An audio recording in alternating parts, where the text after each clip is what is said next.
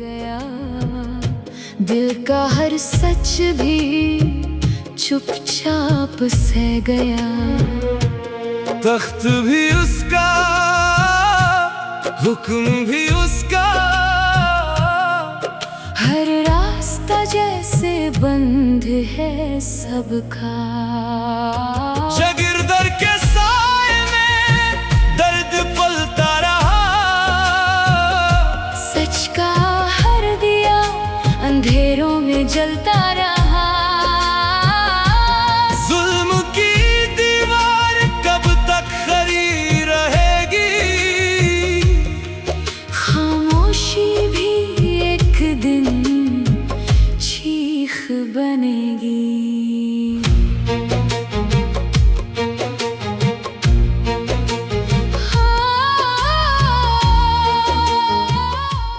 तो क्या करती, उन्हें सच बता देती।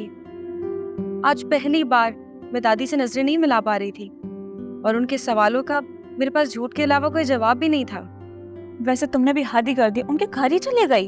कोर्ट कचहरी तक बात ही ना जाती अगर ये मीडिया इस इशू को इतना हाईलाइट ना करता।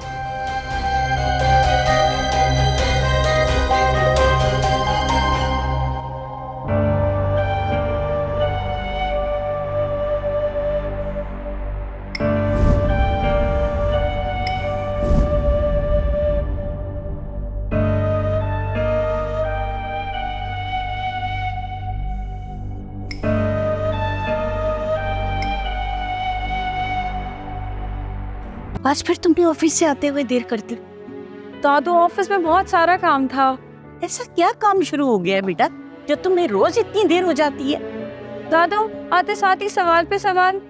आप मुझे ये बताइए कि आपका सास बहू का सीरियल कैसा चल रहा है? सीरियल को छोड़ो, जाके खाना खाओ। वो तो मैं खा कर आई हूँ। खा के आई हो? कहाँ से? वो दादू मुझे ना बहुत तेज भूख लग रही थी तो मैंने ना ऑफिस में ऑर्डर करके खा लिया था। एसएचओ से बात हो गई है? आलम खान को थाने में कोई तकलीफ तो नहीं है ना? जी सरदार, मैंने खर्ची लगवा दी है और आलम बाबा को थाने में एक अलग कमरा दिया गया है। खाना भी घर से जाता है। खुश रहना आदमी के बस में होता है क्या? नहीं, गम तो हमारी जिंदगी में जंप मार के आ जाता है, लेकिन इंसान को अपनी खुशियां खुद ही तलाश करनी चाहिए, चाहे वो छोटी सी खुशी क्यों ना हो। हाँ, आप ठीक कह रही हैं, लेकिन मुझ जैसा इंसान जिसे आदत हो चुकी है।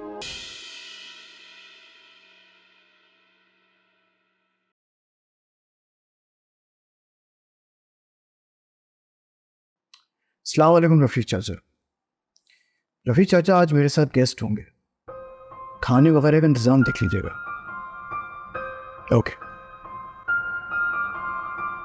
दीन मोहम्मद, मैं और रुबीना, दरवाजा खोलो।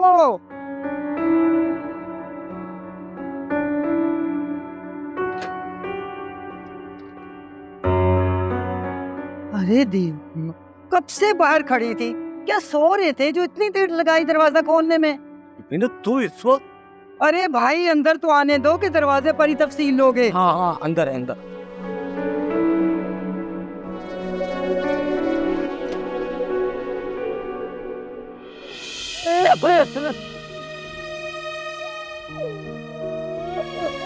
बैठे।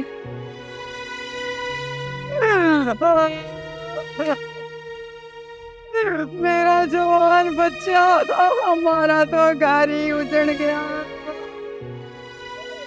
अरे पूरा घर उजाड़ दिया है जालिमों ने। बेड़ा गर्क हो इनका।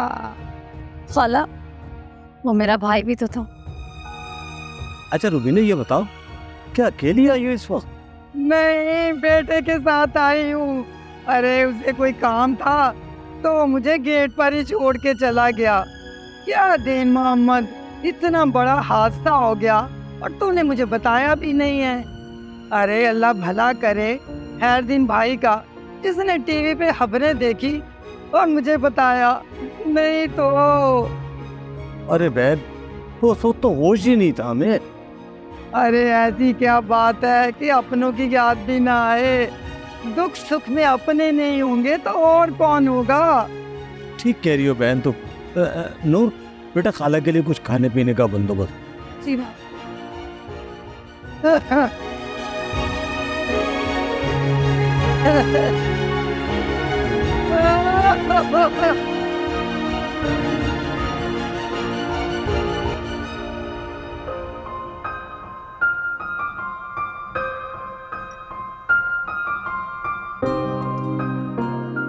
खाना तो बहुत मजे का था, लेकिन इस ग्रीन टी का कोई जवाब नहीं। शुक्रिया बेटा।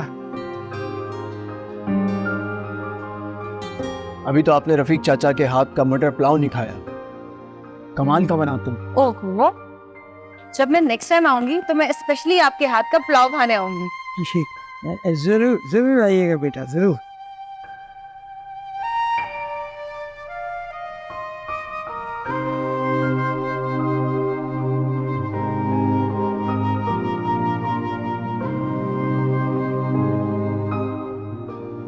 सर, आप स्माइल करते हुए बहुत अच्छे लगते हैं, ऐसे ही खुश रहा करें।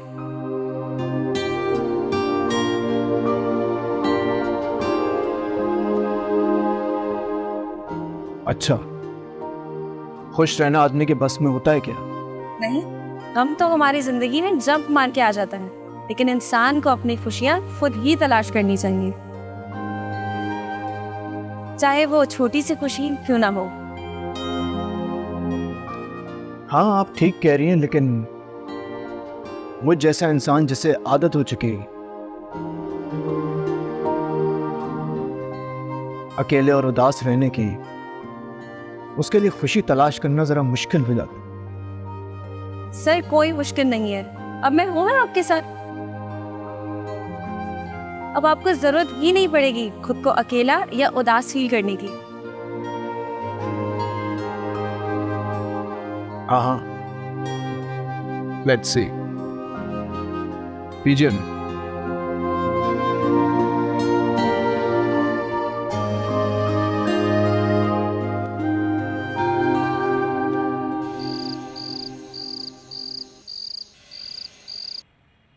मेरे पास सिर्फ मेरी माँ की ये तस्वीर और यादें हैं।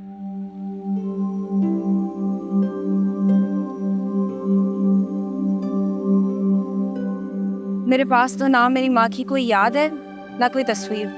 मैं बहुत छोटी थी जब उनका कत्ल हो गया। जी हाँ, आपने बताया था मुझे, लेकिन हुआ क्या था? मैं 6 महीने की थी जब उस वक्त। एक सेकंड। जी मैं मुझसे, आप बोलिए। क्या? देखिए, उसकी कवरेज बिल्कुल ठीक तरीके से करें। कोई नाराज होता है तो होए, मैं संभाल लूंगा, आप घबराएं नहीं। ओके। ओ जी, आप कुछ बता रही? मैं तो बताती हूँ, लेकिन आपने नहीं बताया कि आपकी मामा की डेथ कैसे हुई थी।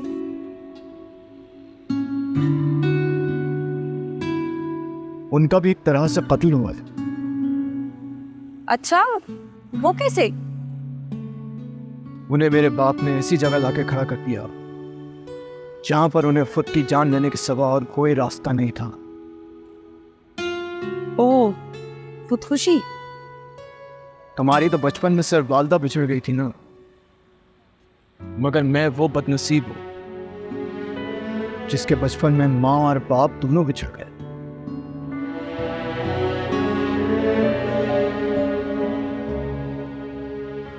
I am so sorry. आप इतने अरसे बाद खुश हुए थे और मैंने पुरानी बातें याद दिला के फिर से गमगीन कर दिया। अच्छा छोड़े, हम कोई और बात करते हैं।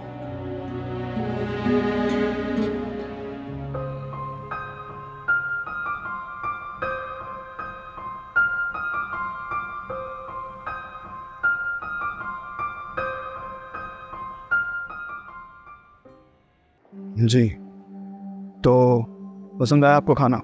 जी, बहुत अच्छा था। और बताइए। और सब ठीक है, अल्हम्दुलिल्लाह।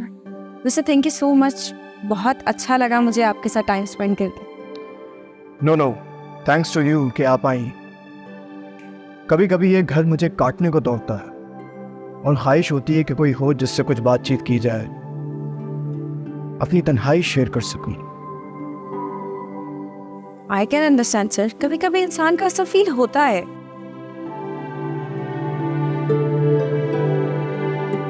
लेकिन अगर आपको आज के बाद कभी भी ऐसा फील हो, या तो आप मुझे बुला लीजिएगा या मेरे घर आ जाइएगा। ठीक है, आइएगा जरूर, आपको दादू और बाबा से मिलके बहुत अच्छा लगेगा। बस क्या? बस थोड़ा सा खड़ूस पर ऑफिस छोड़ के आइएगा। चले।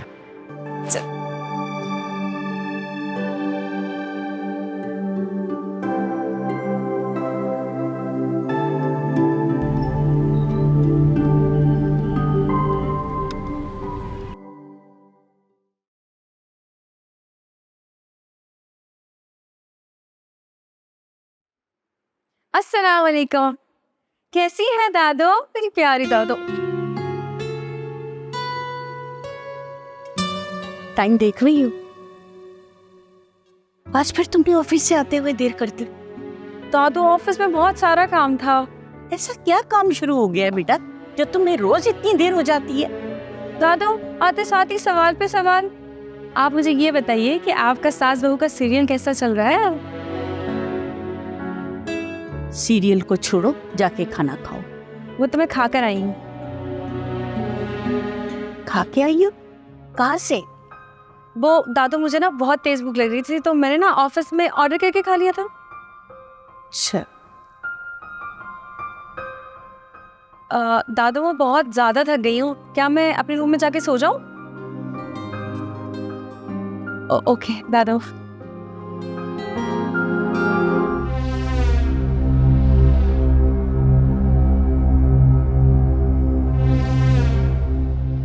क्या खबर है बाहर की? मत पूछिए आलम साहब, उस लड़की को तो पर लग गए। मीडिया के सामने मुंह खोलना भी आ गया। आपने बहुत ढील दे दी है उनको। आप हुक्म करें तो कुछ खातिर तवाज़ो कर लें उस बाप बेटी की। सरकार, ऐसे तो सब ठीक है। हेयरिंग की डेट सर पे आ खड़ी है। अपनी पावर्स का इस्तेमाल करें। आलम साहब जितनी जल्दी हो सके इस लड़की के किस्से को निपटा दें। बस, बच्चा नहीं हूं मैं। मुझे मालूम है मुझे क्या करना है। सब ठीक हो जाता, कोर्ट कचहरी तक बात ही ना जाती अगर ये मीडिया इस इशू को इतना हाईलाइट ना करता।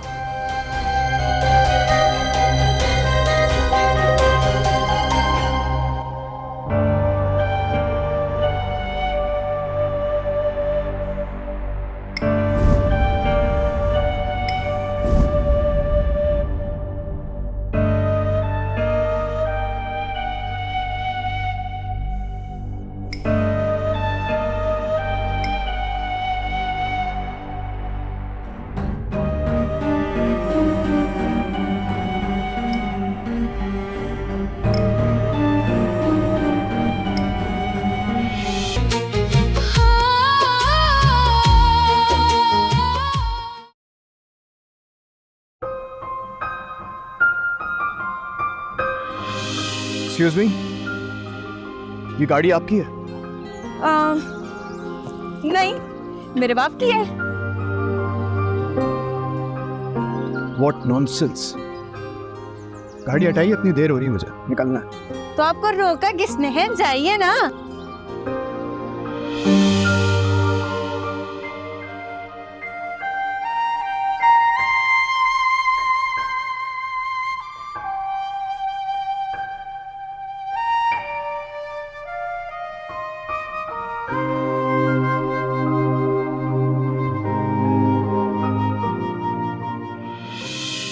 सर मैं यहाँ पर न्यू इंटर्न हूँ। I know that, मगर उस डेस्क पर सर मुझे लगता है कि मैं इस जॉब के लिए बिल्कुल भी सूटेबल नहीं हूँ। मतलब? सर मैंने कितना कहा कि मुझे सहाफी नहीं बनना, मुझे सहाफत में ना डाले, लेकिन अब्बा उन्होंने मेरी एक नहीं सुनी। सर, मैं सहाफी बनने के बिल्कुल भी काबिल नहीं हूँ। मैं बहुत इर्रिस्पॉन्सिबल, बहुत इनएफिशिएंट हूँ।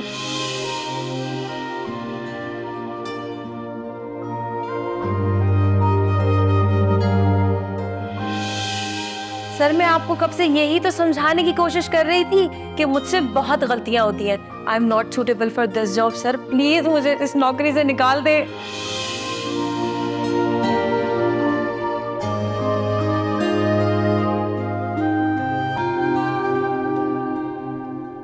यार मुझे ना बहुत गिल्टी फील हो रहा है दादी से झूठ बोलकर। तो क्यों बोला झूठ? तो क्या करती, उन्हें सच बता देती। आज पहली बार मैं दादी से नजरें नहीं मिला पा रही थी और उनके सवालों का मेरे पास झूठ के अलावा कोई जवाब भी नहीं था। वैसे तुमने भी हद ही कर दी, उनके घर ही चले गई। यार मैं बस उनके साथ कुछ टाइम गुजारना चाहती थी। मैं देखना चाहती थी कि वो कहाँ रहते हैं, कैसी जगह है, ये सब चीजें। हाँ, लेकिन फिर भी तुम्हें ख्याल रखना चाहिए। मैं तो कहूँगी कि तुम इतनी आगे मत जाओ कि वापसी का कोई रास्ता ही ना हो। कैसी वापसी? लौटना किसे है? और अगर दादो और अंकल नहीं माने तो फिर? ऐसे कैसे नहीं मानेंगे? मैं मना लूंगी दादो को भी और पावा को भी। तुम पर तो इश्क का भूत सवार है, तो तुम्हें समझाना बिल्कुल ही फिजूल है। अच्छा ये बताओ, उन्होंने कुछ कहा तुमसे? कहा भी और शायद नहीं भी। देखो, मुझे तुम्हारी फिलॉसफी समझ नहीं आ रही।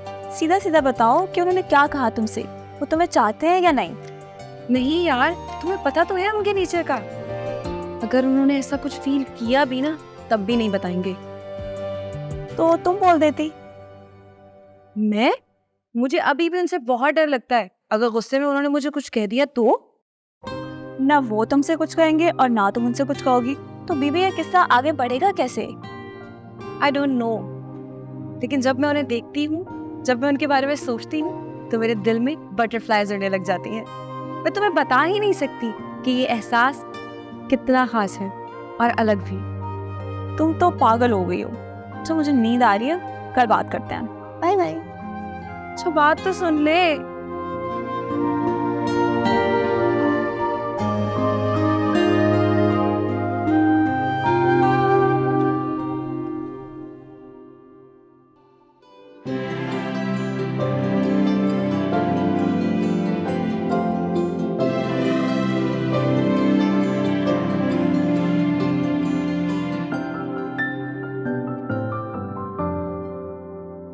ये कहानी नई भी पुरानी भी है, ये कहानी नई भी पुरानी भी है। इसमें राजा भी है, इसमें रानी भी है, थोड़ी रस्में भी, रस्में भी, वादे भी है, कुछ मोहब्बत भरे से इरादे भी है। ये कहानी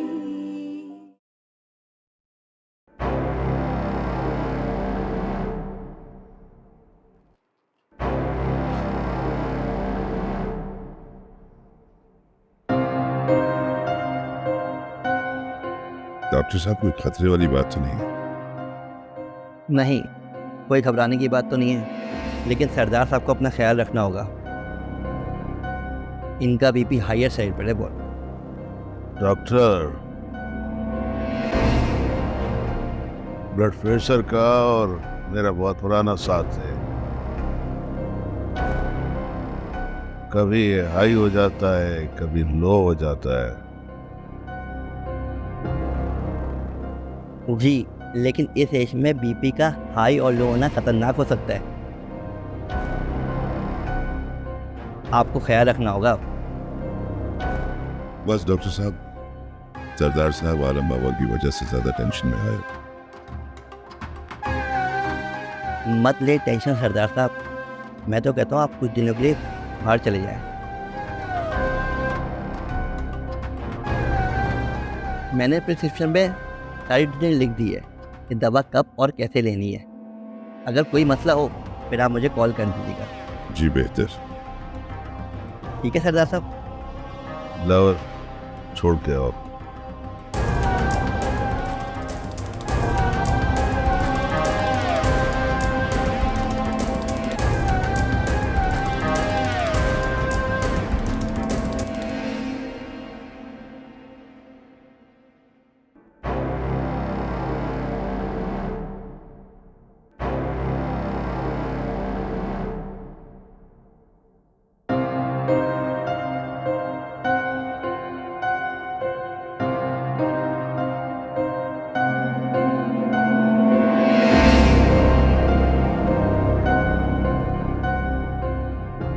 जी सरदार, SHO से बात हो गई है।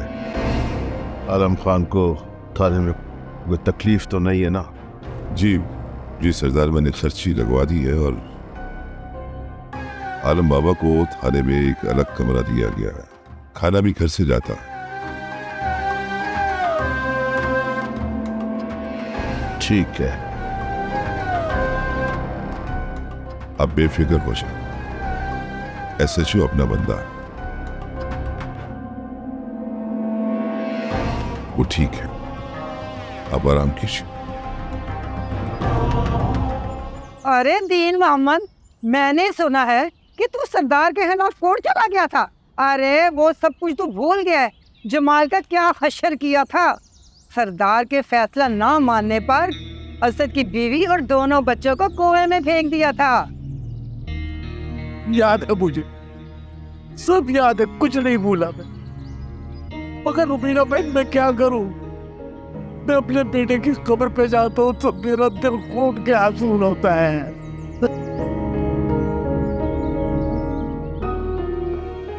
और जब मैं वापस अपने घर में आता हूँ तो ये साथी कर मुझे काट खाने को दौड़ता है। अरे मेरी जिंदगी पर का सरमाया था मेरा बच्चा, अब उसका खून क्या मैं बख्श दूं? अरे दीन मोहम्मद, होश कर। उसने जाना था, वो चला गया, इतनी ही जिंदगी लिखवा के आया। नहीं, अगर ऐसा होता तो कत्ल की सजा मौत नहीं होती। अपनी बेटी के बारे में सोचो। कल कला को उसकी शादी का मामला होगा तो कबीले वालों में से कौन शादी करेगा उससे?